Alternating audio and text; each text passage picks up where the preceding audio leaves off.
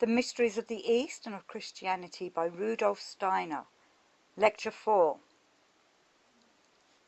In the last lecture we spoke of the experiences of the human soul in relation to the mystery principles of ancient times, the Eastern and Egyptian mysteries.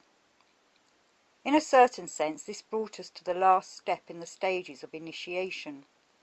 For in the first lecture we described as characteristic of the nature of all mysteries these 4 steps: approach to the boundary of death, becoming acquainted with the life of the elementary world, beholding the sun at midnight, standing before the upper and the lower gods.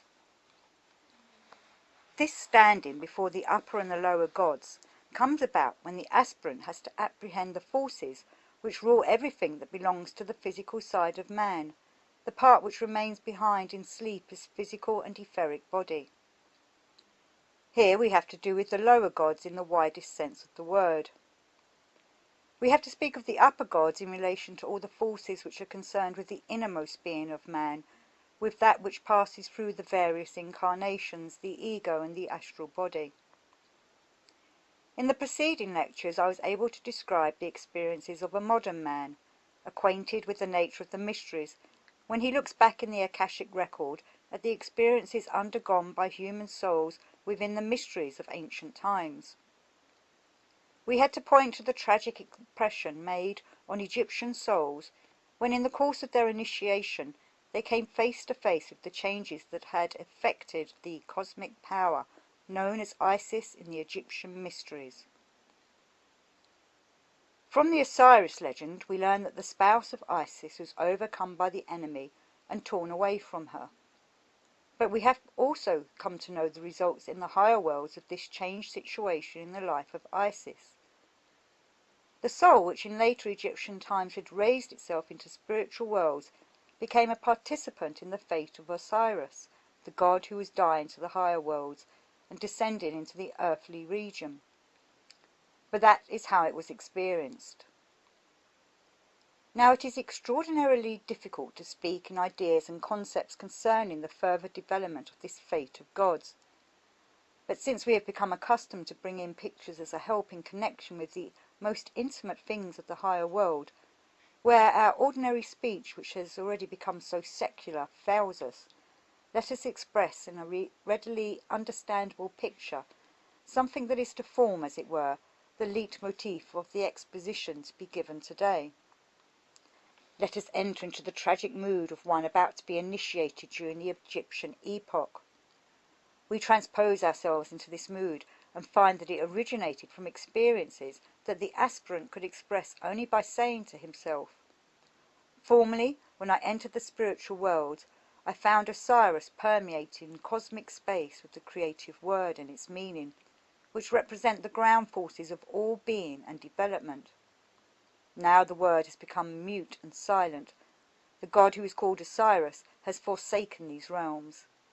He is preparing to penetrate into other regions. He has descended into the earth region in order to enter into the souls of men." The being who had been known spiritually to human souls in earlier days first became manifest in physical life when Moses heard in the physical world the voice that in earlier ages had been heard only in the spiritual worlds. Ijah Asher Ijah. I am the I am, who was and is and will be. And then this being who, as the creative word, had gradually become lost to the experience of the candidate for initiation, transferred his life into the earth region so that he could gradually come to life again in the souls of earthly men, and in this new life, rising to ever higher and higher glory, would consist the further development of the earth even to the end of the earth evolution. Let us try to transport ourselves as vividly as we can into the frame of mind of one of these candidates, and realize how in the spiritual regions to which he could first attain, he felt the creative word disappearing, sinking down into the earth region and becoming lost to spiritual sight. Let us follow the evolution of the earth, and we shall see that for spiritual sight this creative word now goes forward somewhat as a stream which has been on the surface and then disappears for a certain time below the Earth's surface, in order to reappear later at another place. And so there appeared that which the souls who were being initiated in the later Egyptian mysteries had seen sinking tragically out of sight. It reappeared and could be looked upon by those in later times who were permitted to participate in the mysteries. And they had to bring into the picture what they could see arising again, but arising now in such a way that henceforward it belonged to earth evolution. How did that reappear which had become submerged in ancient Egypt? It reappeared in such a way that it became visible in the holy vessel which is spoken of as the Holy Grail, guarded by the Knights of the Holy Grail. In the rise of the Holy Grail can be found that which had sunk down in ancient Egypt, and in this arising of the Holy Grail there stands before us everything that went into the post-Christian renewal of the principle of the ancient mysteries. Fundamentally speaking, the phrase the Holy Grail, with all that belongs to it, involves a reappearing of the essence of the Eastern mysteries. Everything that appears at a certain time in the evolution of humanity, in order to bring this evolution forward, must include a kind of repetition of what has gone before. In every later epoch, the earlier experiences of humanity must appear again, but in a fresh form. We know that in the third post-Atlantean epoch, the emphasis was on the sentient soul. In the fourth, the Greco-Latin epoch, it was on the intellectual soul. And the development of the consciousness soul is the special task of our own epoch, the fifth. For the candidate for initiation, all these things are important, because in a given epoch, the most important forces of initiation must proceed from the soul principle, which is specially connected with that epoch. The Egyptian initiation was connected with the sentient soul, the Greco-Latin initiation with the intellectual soul, and the initiation of the fifth post-Atlantean culture epoch must be connected with the consciousness soul.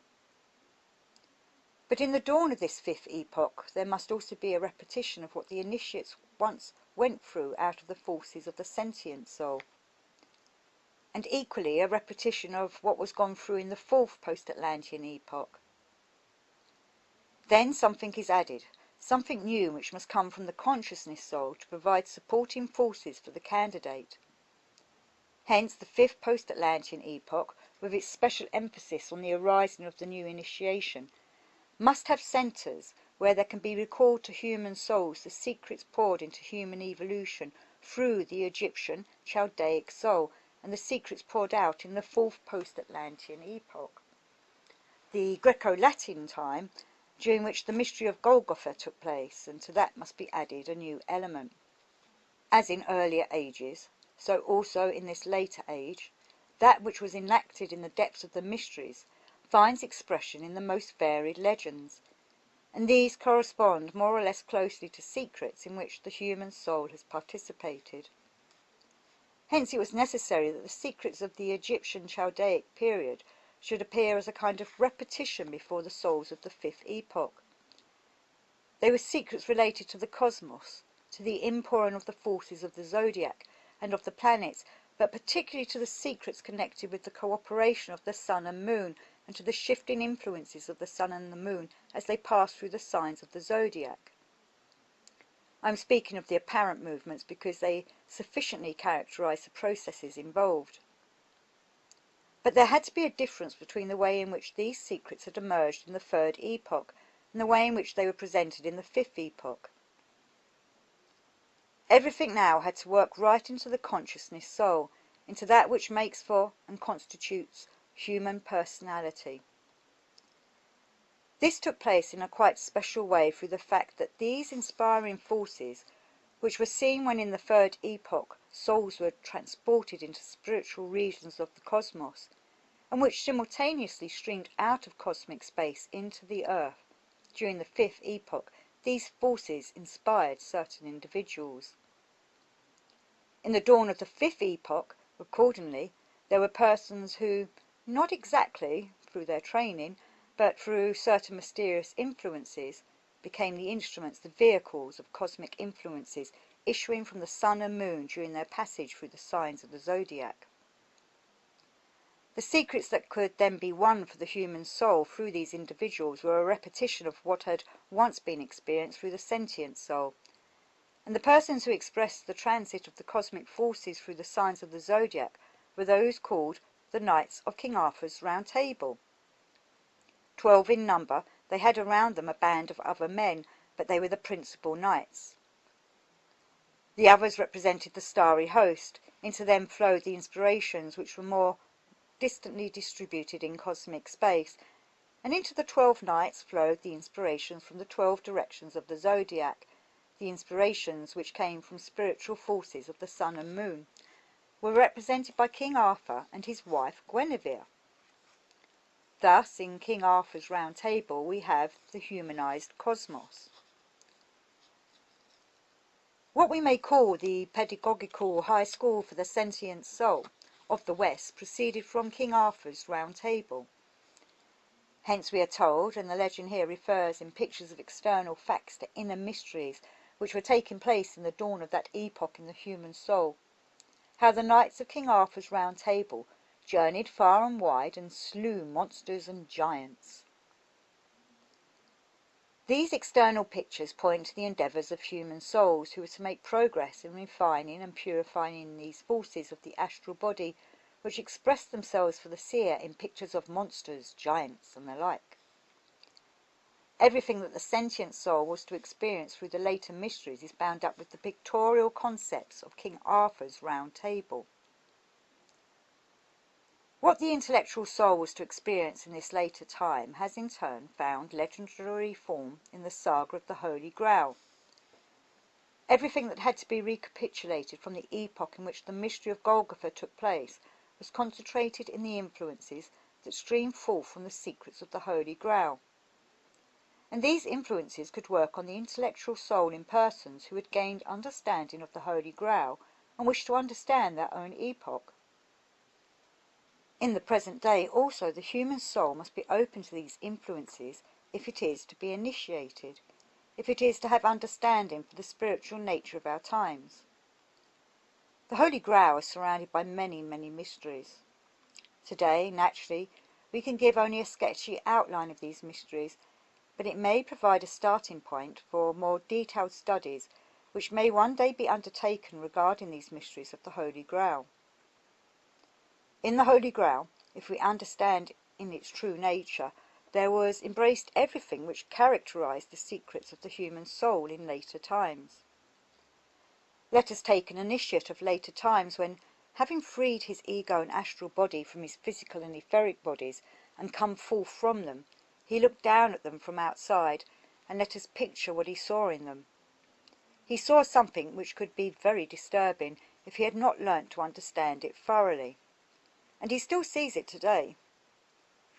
The physical and etheric bodies have woven into them something which flows through them like streams or strands running in various directions. As the nerve fibres run through the physical body, so is there woven into the physical body something finer than the nerves, of which occult sight reports that is dead, so dead that there really is something like a piece of dead substance in the human body. It is now condemned to be dead throughout the time between birth and death, but during the Eastern period of human evolution it was still living. Yes, one has the experience that in human bodies there is something dead which once was alive, and one sets out to discover what it really is. Dead is to be understood here in a relative sense. The dead part is indeed stimulated by its environment, but there are tendencies and currents in the human body which, in comparison with the life that animates it, have always a disposition towards death. We investigate how this came about, and we find that the origin of it is as follows. Once in ancient times, men's souls possessed a certain faculty of clairvoyance, and in the latter part of the Egyptian Chaldaic civilization, this clairvoyance still existed to such a degree that a man, when gazing into the starry heavens, saw not merely the physical stars, but also the spiritual beings united with them. And so, when in the intermediate state between waking and sleeping, the human soul looked out into the universe and saw something spiritual. The impression received was different from the impressions made upon the human soul today, when people study science in the modern way, or are living mostly in the ordinary consciousness of the times. But all the souls living and embodied today were also incarnated in the Egyptian Chaldaic epoch. All the souls present here today once looked out from their bodies into starry space, took part in the spiritual life of the universe, and received its impressions. This sank into our souls and became an intrinsic part of them. All the souls of today once looked out into the universe and received spiritual impressions in the same way as they now receive the impressions of colours and sounds. It is all there still, in the depth of our souls, and the souls created their bodies in accordance with it. But our souls have lost remembrance of it. For modern consciousness, it is no longer present in the souls of men. And that which corresponds to the old upbuilding forces which the souls used to receive cannot now build upon the body, with the result that the corresponding part of the physical and etheric bodies remain lifeless. If nothing else were to happen, if men went on living merely with those sciences which are concerned with the outer physical world, then men would deteriorate more and more, because their souls have forgotten those former impressions of the spiritual world which go with the vivifying and building up of the physical and etheric bodies.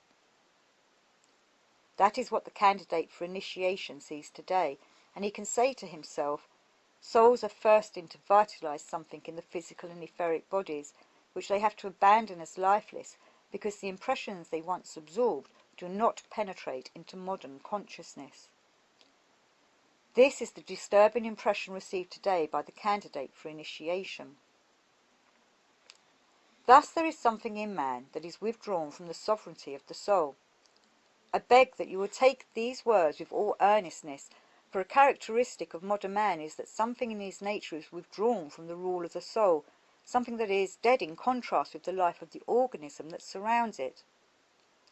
And by working upon this dead part, the luciferic and Ahrimanic forces exercise on man a very great influence in a quite special way. While on the one hand men can acquire more and more freedom, the luciferic and Ahrimanic forces insinuate themselves precisely into that part of the organism which has been withdrawn from the sovereignty of the soul. That is why so many people in modern times feel, and quite rightly say they feel, as if there were two souls dwelling within their breast, and as if one wanted to tear itself away from the other. Much of what modern man finds so baffling in his inner experience lies in what has just been said.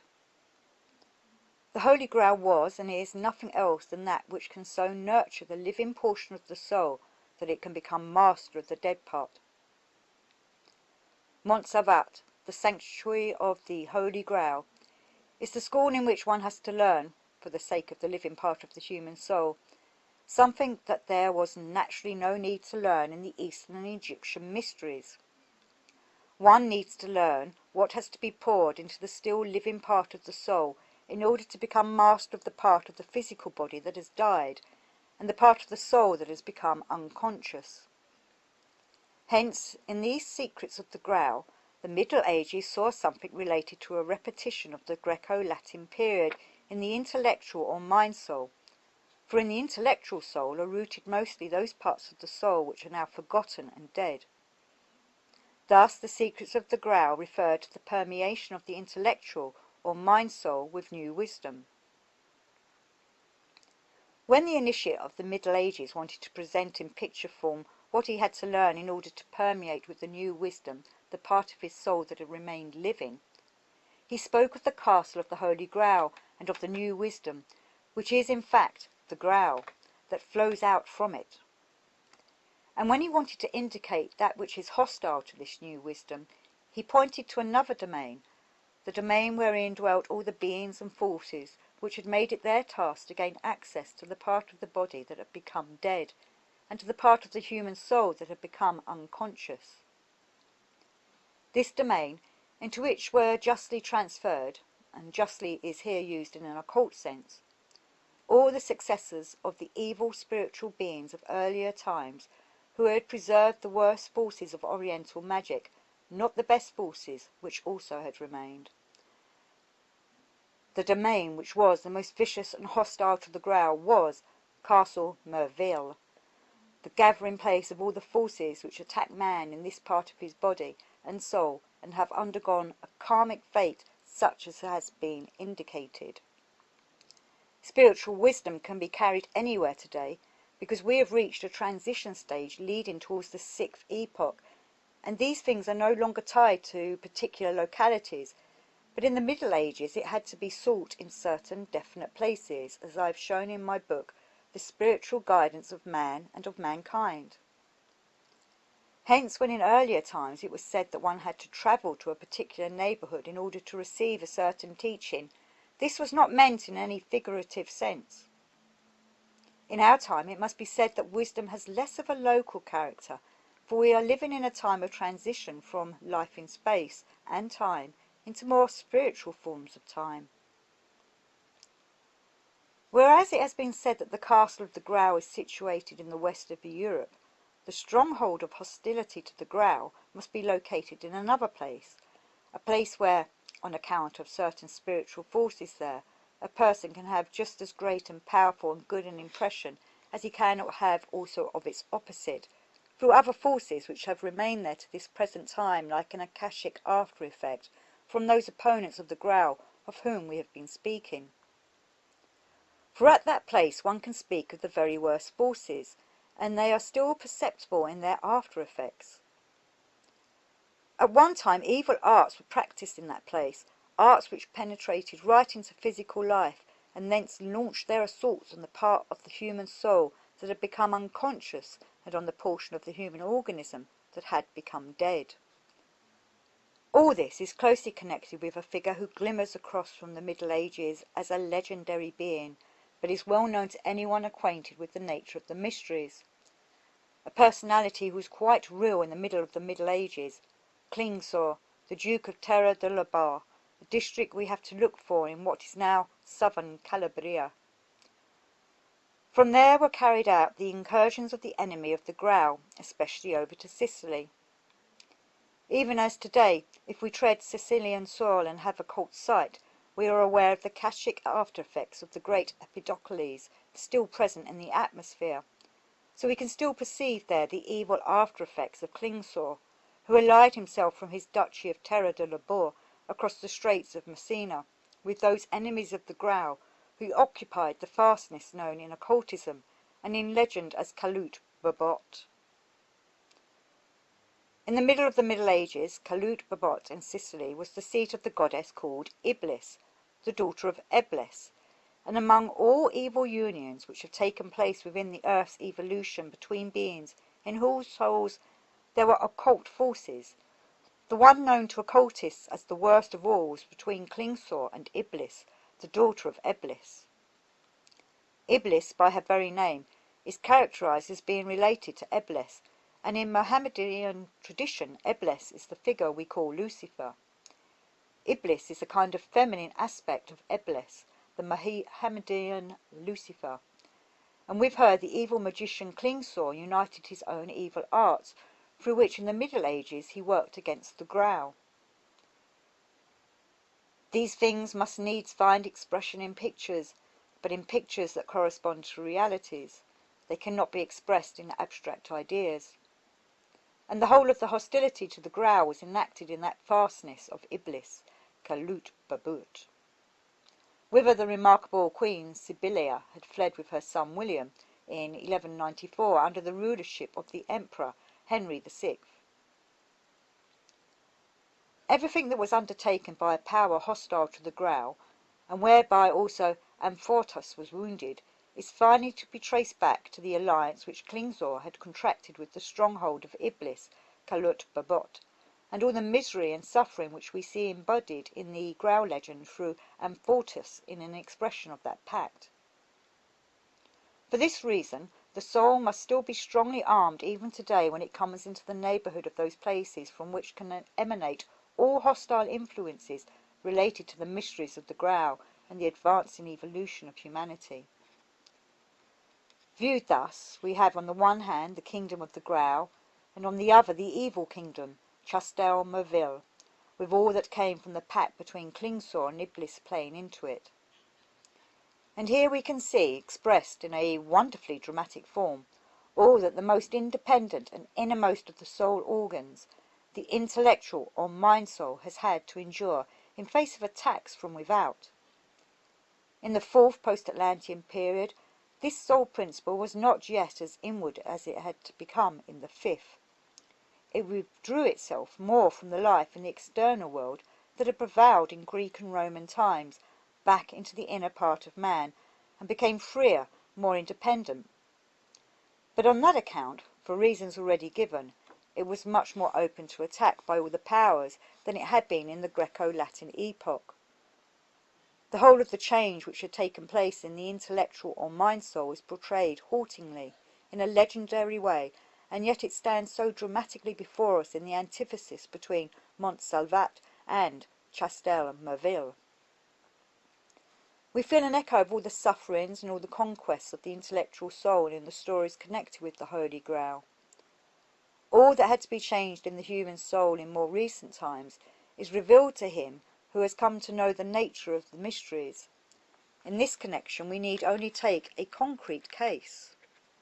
We often find that persons who have not gone far enough into the matter will ask how a man such as Goethe can on the one hand bear within him certain secrets of the human soul, and on the other hand be so often torn by passion as he is found to be by those who read his life story in a rather superficial way. In fact, there was in Goethe something that can be called, in a crude sense, a double nature. To a superficial view, the two sides can hardly be brought into harmony. On the one hand, there is the great, high-minded soul who could bring forth certain portions of the second part of Faust, and gave expression to many deep secrets of human nature in the fairy story of the green snake and the beautiful lily. And one would like to forget everything one knows from biographies of Goethe, and pay homage only to the soul who was capable of such achievements. On the other hand, there appears in Goethe, tormenting him and often causing him pangs of conscience, his other nature, human, all too human in many respects. In earlier times the two natures of man were not so widely separate in their development. They could not diverge in this way. A person with a biography comparable with Goethe's could not rise to such heights as are revealed in certain passages of the second part of Faust, or in the fairy story of the green snake and the beautiful lily, and at the same time be so divided in his soul. That was not possible in earlier times.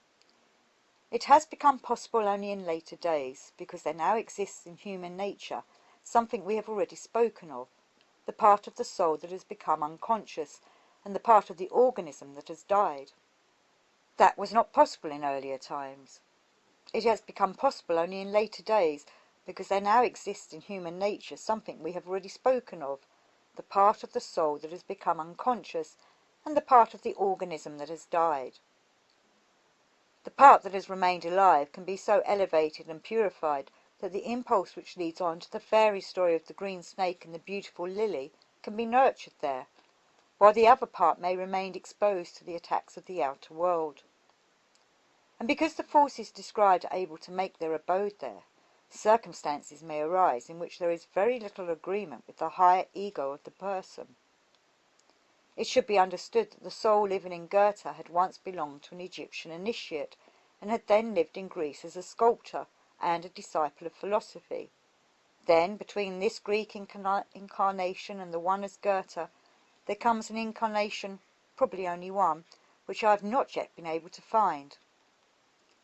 If we keep this in mind, we can see how a soul who in former incarnations could rule the entire man can be led downwards, and then has to relinquish a part of the total human nature, which then lies open to the influence of evil forces.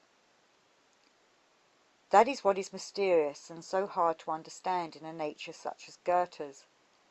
But by the same token it brings to light many hidden aspects of the human soul in modern times. Everything brought about by the duality of human nature lays hold, in the first place, of the intellectual soul, and the intellectual soul divides into those two souls, whereof one can sink fairly deeply into matter, and the other can rise into the spiritual.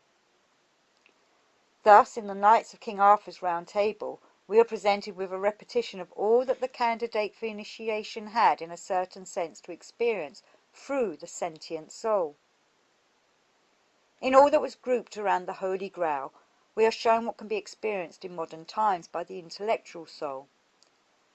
Everything that a man must now go through, so that he may make one part of his double nature strong enough to penetrate into the mysteries of the spiritual worlds in modern times, must be enacted in the consciousness soul. This is the new thing that has to be added, and that which has to be enacted in the consciousness soul is crystallized in the figure of Parzival. All the legends connected with King Arthur and the Round Table represent the repetition of the experiences of earlier ages in the sentient soul. All the legends and narratives which are directly connected with the Holy Grail, apart from Parzival, represent what the intellectual soul had to go through, and all that finds expression in the figure of Parzival, this ideal of the later initiation, in so far as this later initiation is dependent on the consciousness soul, represents the forces which must especially be made our own through the consciousness soul. So the interaction of the free soul principles in modern man is presented in a threefold legendary form. And just as we can discern deep secrets of the human soul in old legends, so can we now also sense in them deep secrets of the mysteries of the modern age. It is false to suggest that the nature of initiation has not changed since olden times, as though a present-day Western man had to go through the same stages as did a person belonging either to the ancient or to the more modern East. Things are so that a characteristic belonging to an earlier epoch will persist into a later time for certain peoples. A much more important point is that the whole nature of modern initiation has a more inward character, makes greater demands on the innermost part of the human soul. But in a certain sense it cannot directly approach the external part of human nature. Much more than in the old initiation, therefore, the external must be cleansed and purified through the strengthening of the inner, so that this inner part becomes lord over the outer.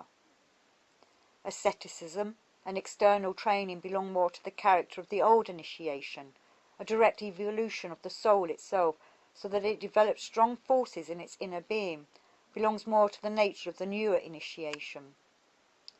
And because external circumstances are such that only in the course of time will the lifeless elements of human nature be overcome, the elements which can so greatly disturb the initiate of today, we must say that in our time, and on into the far future, there will still be many natures similar to that of Goethe, persons who with one part of their being rise up into the heights, while with the other part they are connected with the human, all too human.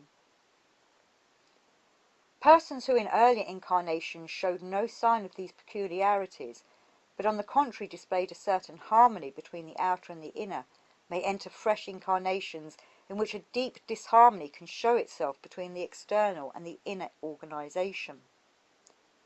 Those who know the secrets of human incarnations will not feel confused in face of this disharmony. For in proportion as these things increase, the human faculty of judgment grows also, so that the old principle of authority comes to an end. Hence there will be an ever more insistent call to test the fruits of the mysteries. It would be more convenient to pay heed only to the external characteristics of those who have to teach, for then one would not need to ask whether the facts concerning them, what they have to say and teach and do in a spiritual sense, are in line with human understanding and impartial logic. The duality of human nature is not in the very least to be defended. On the contrary, we must insist in the strictest sense on the rule of the soul over externals, but it must still be said that the facts which have been indicated are absolutely true for modern evolution.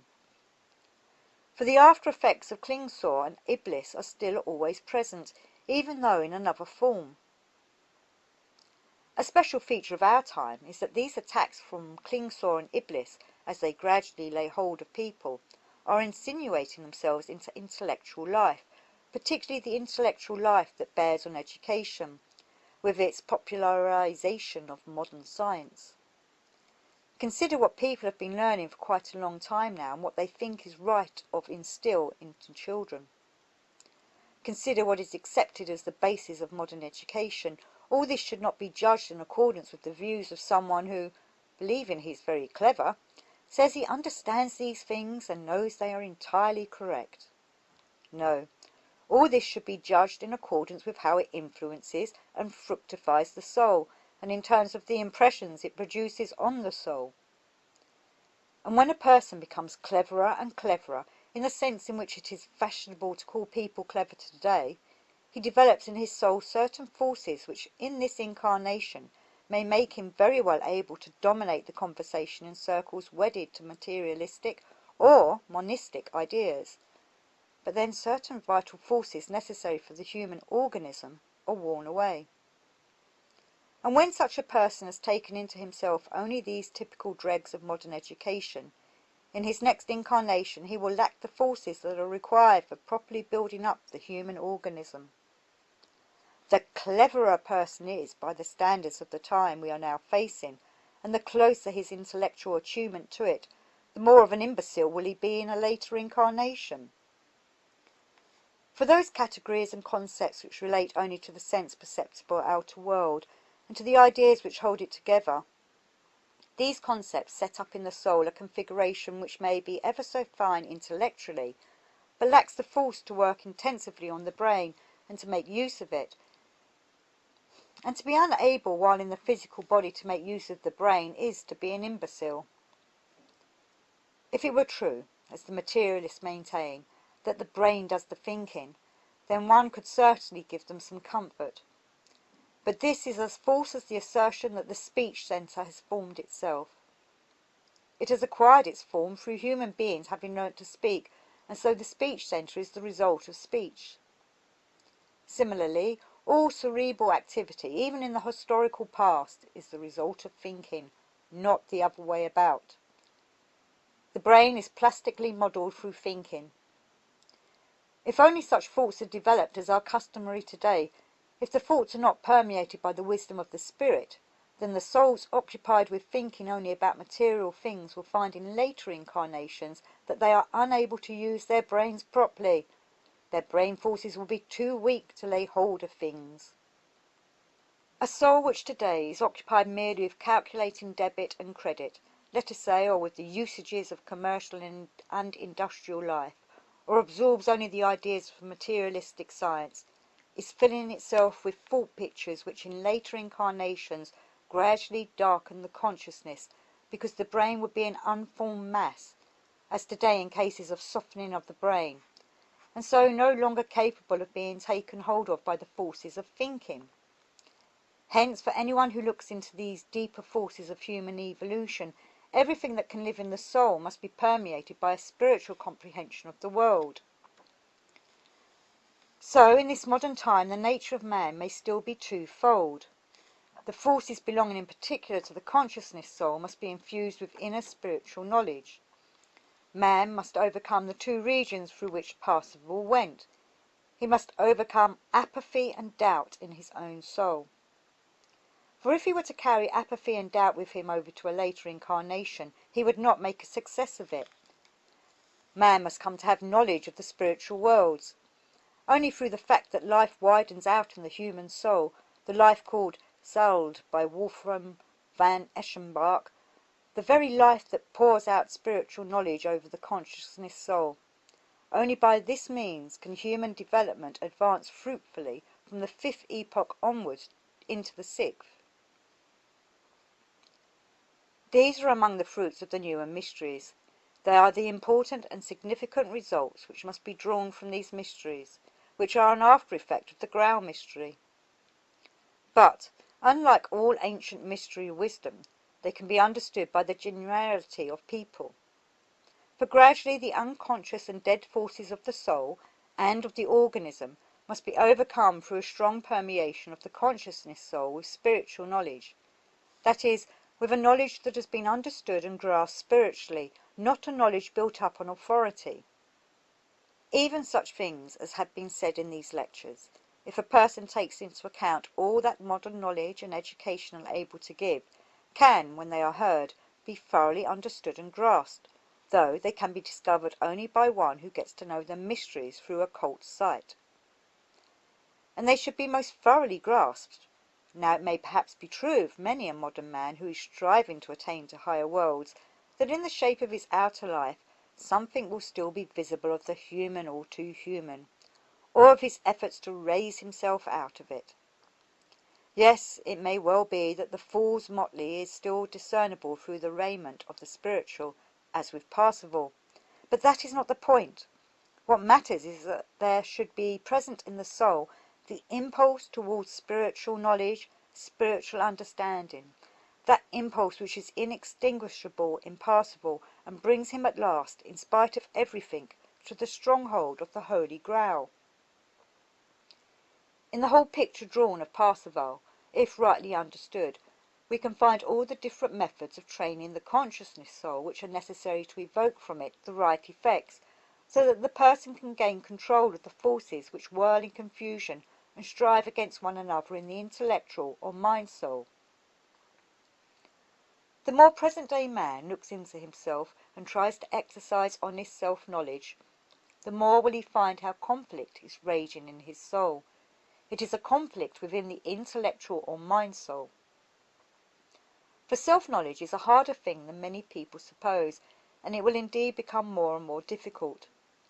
Someone tries to acquire self-knowledge, but even if he is able to discipline himself in many respects and to build up his character, he will very often notice at critical moments how in his innermost depths the most deeply hidden passions and forces are raging, and how they tear apart the domain of the intellectual soul.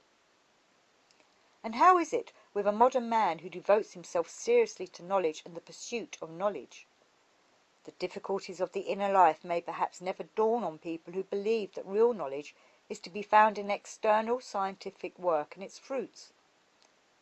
But anyone who takes the search for knowledge seriously and from worthy motives will be in a different situation once he looks with real insight into his inner being. He seeks in this or that field of knowledge, seeks and seeks also in life to come to terms with the diverse aspects of human living. After searching for a while he thinks he knows something, but then he searches further. And the more he searches with the means normally available today, the more does he feel himself torn into pieces, the more does he feel drawn into doubt. And a person who, having acquired a present-day education, confesses to himself that in spite of all this education he really knows nothing, is often just the person who strives most earnestly and worthily for spiritual knowledge. In truth, there can be no one with any depth of soul today who does not experience this gnawing doubt.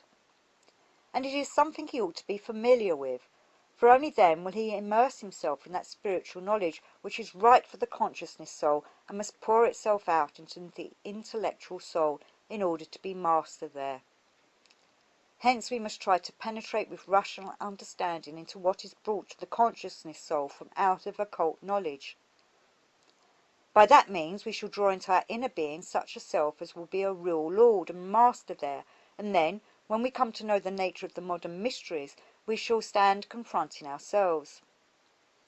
Anyone who approaches the mysteries today must feel that he is confronting himself in such a way that he will strive after the virtues of Parsifal, while knowing that, because of the modern conditions already described, and because he is a man of modern times, he is in fact someone else also, the wounded Amfortas. A man of our time carries within him this double nature, aspiring Parsifal, wounded Amfortas. That is what his self-knowledge must lead him to feel. Then from this recognition will flow the forces which out of duality must make a unity, and so should bring man a little further on in the course of world evolution. In our intellectual soul, in the depths of our inner life, there must be a meeting between Amfortas, wounded in body and soul, and Parsifal, whose task is to cultivate the consciousness soul. And it is entirely true to say that in order to gain freedom for himself, a man must go through the wounding of Amfortas and become acquainted with the Amfortas within himself, so that he may also come to know Parsifal. Just as it was right for Egyptian times that one should rise up into the spiritual world in order to know Isis, so it is right for our times to start with the spirituality, the spiritual nature of this world, and through it to rise into the higher spiritual worlds. A wish to deny the amorphous nature is not a true characteristic of our time. It is because modern man is so fond of surrounding himself with Maya that he wants to deny amorphous. For how delightful it sounds when we hear it said, "Humanity is always advancing." Yes, but this advance follows a very tortuous path, and in order to develop the forces of Parzival in human nature, the amorphous nature in man must be recognized. So in this cycle of lectures, using legends from which I have tried to call forth pictures of deep soul processes, I have sought above all to lead your deeper premonitions, at least in some degree, towards the nature of the modern mysteries. Perhaps one day we shall have opportunity to speak in still clearer words, if that can be, of what the nature of the modern mysteries discloses concerning the dual nature which man bears within himself, concerning amorphous and Parzival.